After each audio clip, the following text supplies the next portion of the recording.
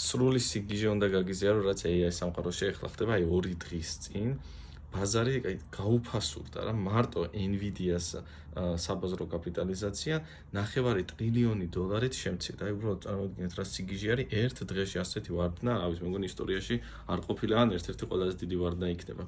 და რა მოხდა სინამდვილეში?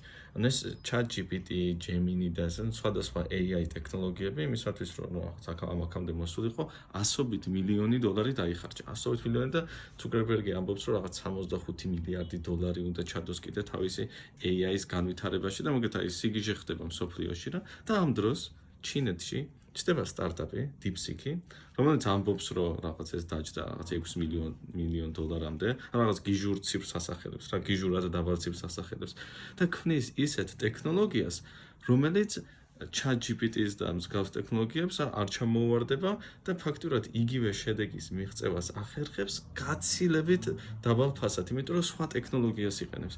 ანუ გამოდის რომ აი ChatGPT და ესეთი AI-ები, რომელიც Nvidia-სგან ჩიპებს ყიდულობდნენ იმისათვის რომ რაღაც ეს ყველაფერი განეხორციელებინათ, Nvidia-s ჩიპები თურმე აღარ ვჭირდება.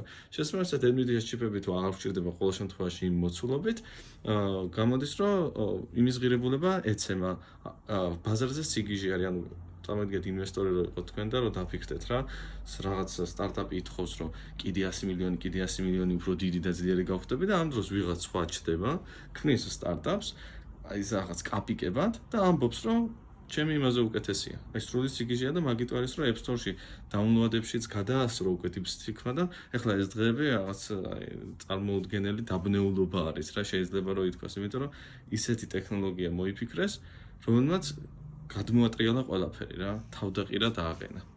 და ეს მე ვსაუბრობ ეს არა მხოლოდ ChatGPT-ზე, იქ სხვადასხვა მოწინავე AI ტექნოლოგიები რაც არის, დაახლოებით როგორც ჩანს, ერთ ტექნოლოგიას ეფუძნებოდნენ და ეს DeepSeek-ი რაღაც სხვა არის რა, ანუ რაღაც ახალი და განსხვავებული არის.